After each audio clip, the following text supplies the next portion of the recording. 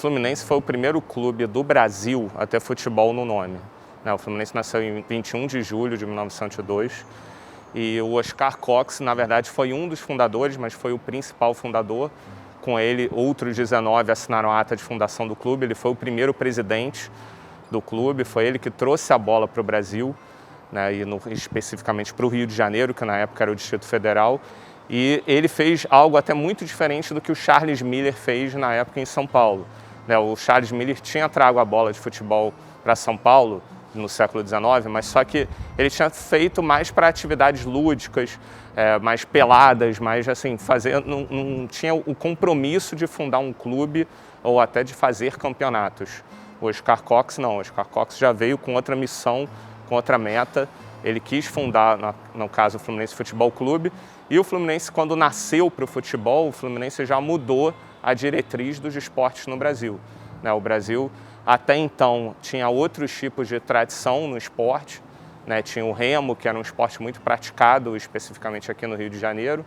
Tinha também o turf, que era um esporte que veio da França e era também muito querido aqui no Rio e no Brasil como um todo. E a partir desse embrião, plantado pelo Oscar Cox, veio toda a paixão pelo futebol aqui no Brasil. O primeiro jogo da seleção brasileira foi aqui, em 1914.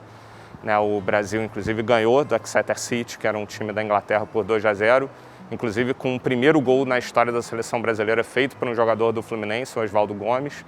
E 5 anos depois, teve o desafio desse ambiente, desse local, onde fica justamente esse terreno que a gente está, de sediar o primeiro campeonato sul-americano de seleções aqui no Brasil, que é atualmente a Copa América. O Fluminense pegou essa responsabilidade para si, construiu esse estádio em meio até na época a uma pandemia, a pandemia da gripe espanhola, e o Brasil, numa campanha brilhante, conquistou o seu primeiro título relevante internacional. 3 anos depois, de 1922, no centenário da independência do Brasil, esse palco daqui foi o palco principal dos festejos da independência no país.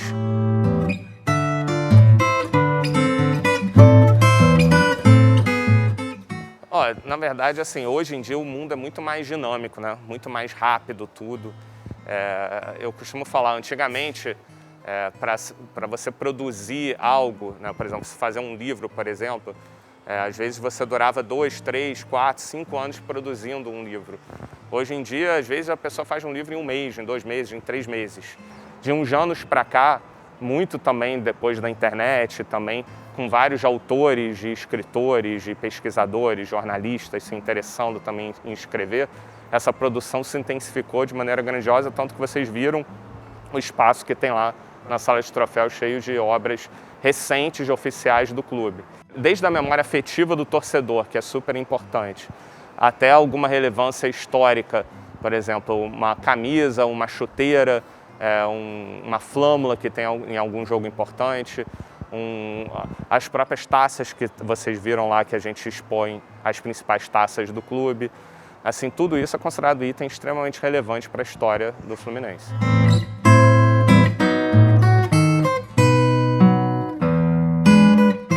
Se a gente tivesse que englobar alguém para ser o atleta do século XX, seria o Preguinho, Porque o Pelé, na verdade, é o grande atleta do futebol.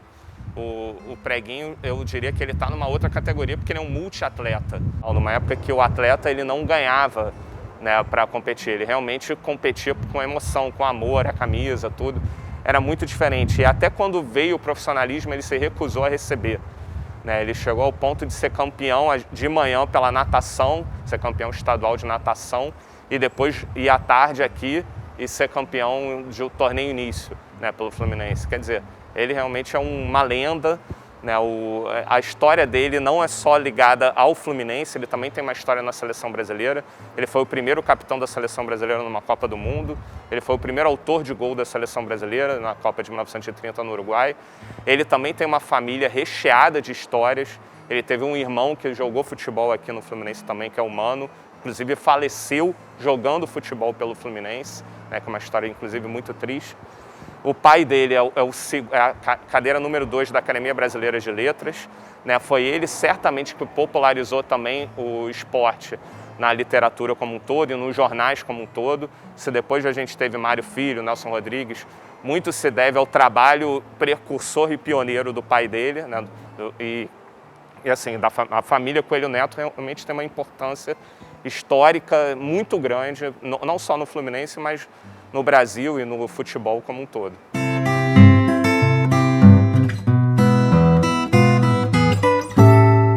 Foi a primeira competição na história que teve naming rights, né? O próprio Rio de Janeiro pegou o nome dela, porque ele foi o patrocinador da competição, né? A cidade do Rio. E em 1951 foi um torneio que contou com grandes times da Europa e da América do Sul. O Palmeiras ganhou da Juventus da Itália na final e foi campeão na época.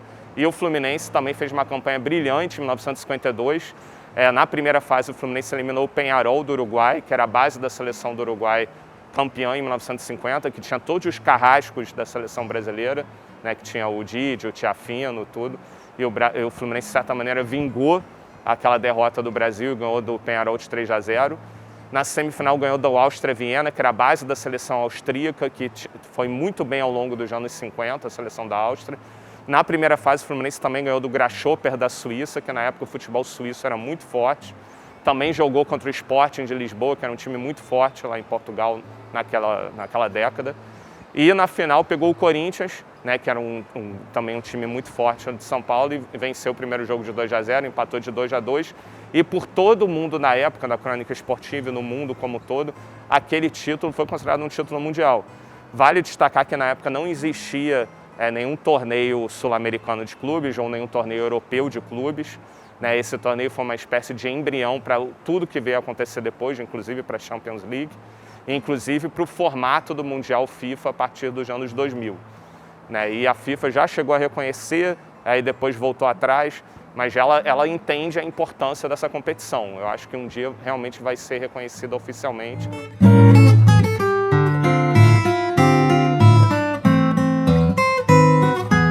A Taça Olímpica, na verdade, o Fluminense conquistou em 1949, depois de quase também conquistar em outros anos, muito pelos feitos que realizou não só no futebol, mas pelo olimpismo como um todo. Certamente a partir de 1922, quando aqui foi sede dos Jogos Olímpicos Latino-Americanos, o Fluminense já poderia ser o grande candidato para ter essa honraria, né? Mas por tudo que o Fluminense fez pelo esporte como um todo, pela integração social que o esporte pode proporcionar, até pela defesa do profissionalismo no futebol que o Fluminense ajudou a liderar, o Fluminense foi, de modo muito justo, agraciado com essa honraria em 1949 pelo Comitê Olímpico Internacional. Como se fosse um prêmio Nobel, é como se fosse o prêmio Nobel do esporte.